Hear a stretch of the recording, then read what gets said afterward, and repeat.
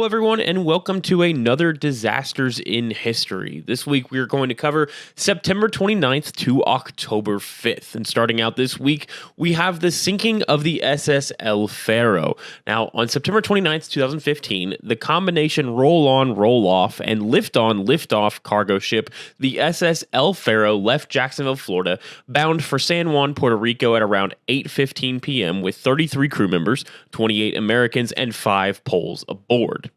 At the same time, then Tropical Storm Joaquin was a few hundred miles east of the El Faro, traveling in a generally southwesterly direction. Now, to give you an idea of exactly what we're looking at here, we need to look at the normal path for cargo ships from Jacksonville to Puerto Rico. So if we zoom out here a little bit, San Juan, if you look at Puerto Rico down here, San Juan is right here on the northeastern-ish side of Puerto Rico. So the normal trip for the El Faro and cargo ships in general from Jacksonville to San Juan is essentially straight down this direction. I missed Puerto Rico a little bit right there with my drawing, but you get the general direction. It is generally just straight down along through what is generally known as the Bermuda Triangle. That is generally the path they take. Now, at the same time as this, at the time, Tropical Storm Joaquin would have been sitting somewhere about in this general-ish area on the day of September 29th, 2015, when the SS El Faro would have left the Jacksonville port.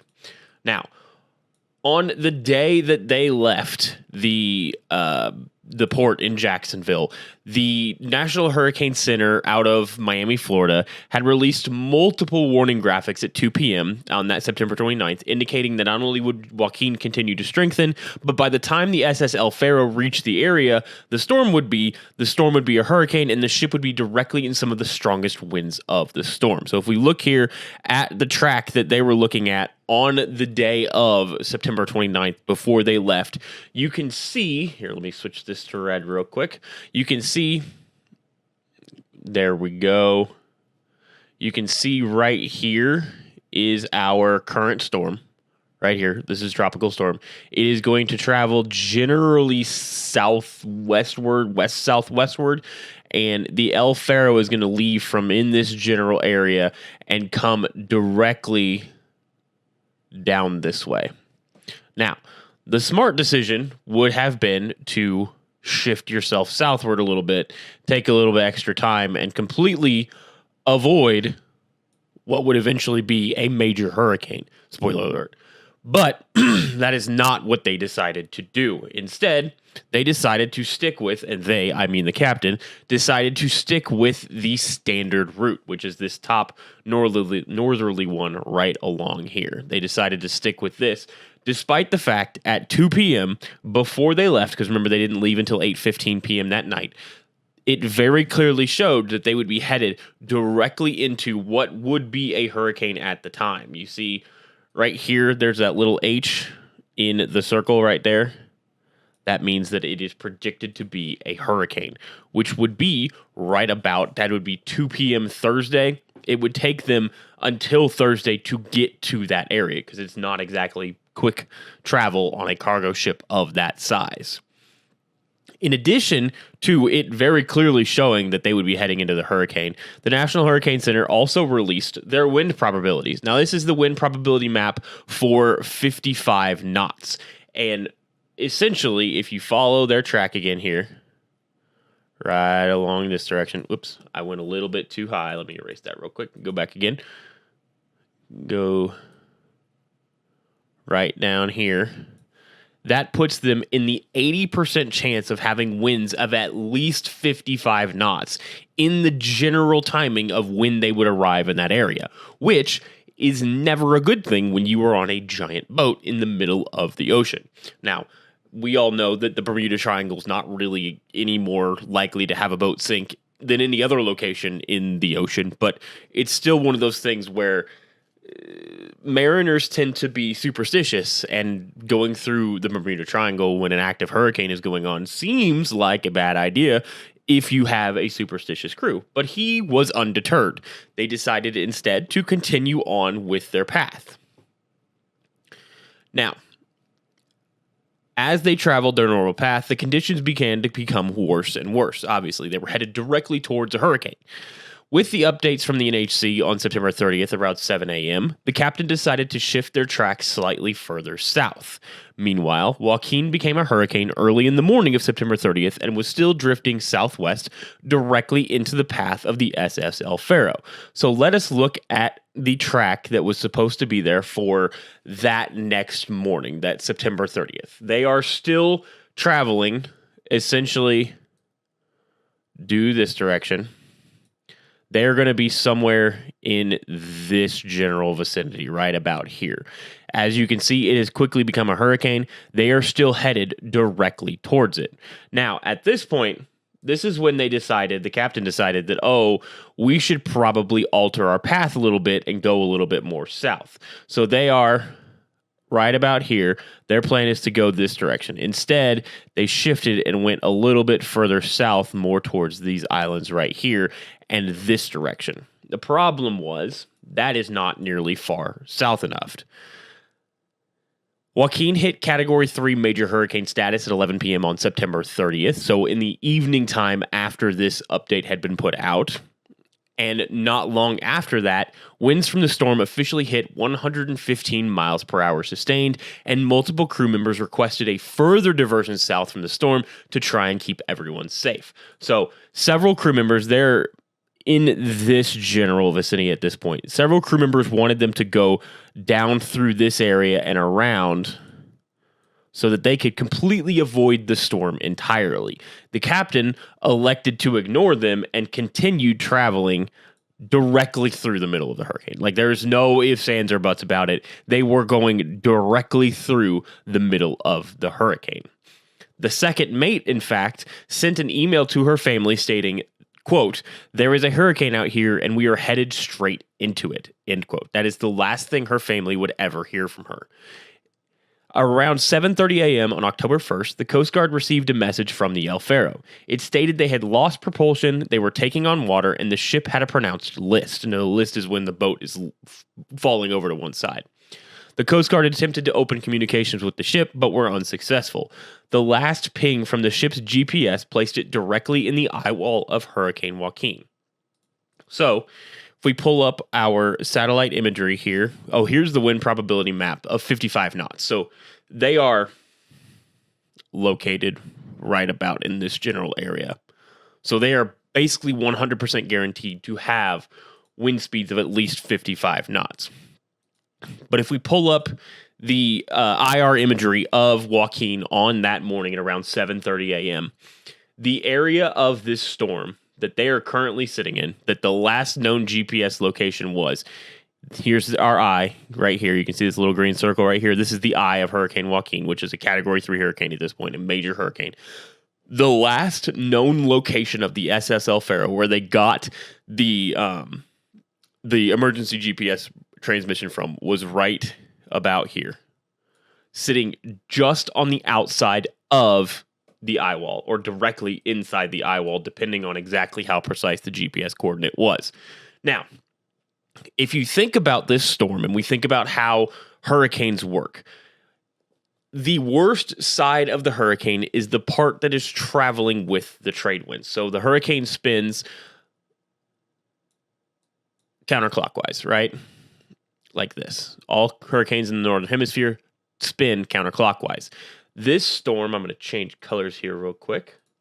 This storm is traveling this direction, which means the prevailing winds are blowing this direction, which means the highest waves, the highest wind speed, all of that is going to be in this front right quadrant right here. Because if you look at the hurricane, you have to look at it in the direction it's traveling. So your upper right quadrant is going to be the strongest portion of your storm. So if you divide this hurricane into quadrants like such, based on the way the hurricane is traveling, this one right here is going to be the worst quadrant. And that is directly where the SS El Faro traveled right into the literal worst part of the storm that they could possibly be in. At about 7:24 a.m. on the morning of October 1st, the captain gave the abandoned ship order. The last recording of anyone alive was at 7:39 a.m. as the captain was still attempting to help a helmsman escape the bridge before the recorder died, which was likely when the ship went under. So they have a cockpit recorder on the bridge, basically captured all of their final conversations as the ship was going down, and then it died when the ship went down. In the aftermath of the ship going down, they sent multiple hurricane hunters and multiple planes flying just about 1,000 feet over the ocean, searching for whatever was left of the El Faro and anyone alive. They found one life raft that was recovered during the search in the days afterward, but it was deflated. They also found one heavily damaged lifeboat, but it was also found empty. Now, the El Faro had 2 lifeboats, which was more than enough for the 33 people on board, but they were the old open style. They weren't the modern survival craft that has the roof over top for protection to help it prevent from capsizing and all of that. So they still had that old type that you would see on old ships, and neither one of them, the one was never found, one was found heavily damaged with no one in it. All 33 people aboard the El Faro died in the sinking. Only one body was ever observed, but they were left to continue searching for survivors, and the body was lost. So they found the body in a survival suit, but the person's head was 3 times the size it should have been, and they basically declared them dead at that point and essentially left them. And then when they dropped a GPS marker down on the body to help recover it later, but the GPS marker failed and they never actually found the body again. They never found anyone else. And just to give you an idea, this is what the storm looked like. This is the visual satellite imagery of the storm on the morning of the disaster, and the El Faro would have been somewhere in the general vicinity of right here. You can see kind of, it's not a very well-developed eye, but this is the eye right here. They would have been somewhere up here in this section right here, right in the worst part of this particular storm.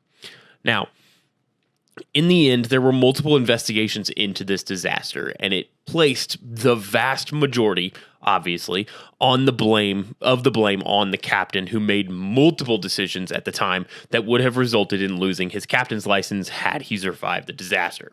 Obviously, he did not. The company that owned the ship was also blamed for a lack of appropriate survival craft. And they eventually did do dives down into the ocean and found the wreck of the El Faro, as you can see here. It's sitting upright in one piece at about 15,000 feet below the water. So that is the wreck of the El Faro. Our next disaster this week is the Bourne End Disaster in England. On September 30th, 1945, a Perth to London express train with 15 carriages carrying 398 passengers entered a turnout at nearly 60 miles per hour, which had a speed limit of about 15 miles per hour, and it caused the locomotive and first 6 passenger cars to derail and slide down a hill near Bourne End, England.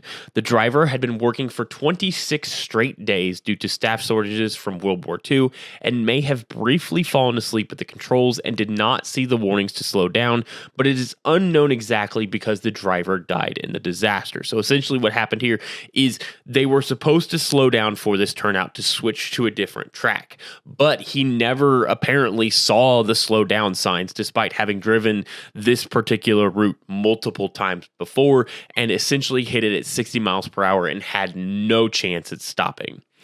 The disaster was only observed by one person, a pilot who happened to be taking off from a local airfield and saw the crash happen as his plane lifted off the ground. He was able to radio to help to be sent to the crash site, and in the end, 43 people died in the disaster, making it the 7th deadliest rail disaster in English history. Our next disaster this week is the Bulgarian ammo plant disaster. On October 1st, 2014, at around 5 p.m., a large detonation of explosive material occurred in a factory in Gorny Lom, Bulgaria. There were 15 people inside the facility working at the time of the explosion. It is believed the workers were attempting to dismantle old Greek landmines, and there was approximately 10 tons of explosives stored on site. It is believed that the first explosion killed all 15 people instantly, instantly. A second, smaller explosion occurred about 5 hours later. Both explosions completely obliterated the entire factory, leaving essentially nothing still standing. If you look at this photo here, that is where the facility was. And as you can tell, there is not much left of that actual facility. It took 24 hours before the scene was declared stable enough for investigators to enter using a remotely controlled robot to ensure all explosives were either destroyed or rendered inert. The explosions were so large and destructive that it was never determined what sequence of events led to the initial explosion. However, this was not the first explosion at this factory, or the second. This was the third such explosion, with the first two injuring 6 total people. In fact, this wasn't even the first ammo explosion in Bulgaria that year. Just a few months prior, they had another explosion that killed 3 people at a different ammo factory in Bulgaria.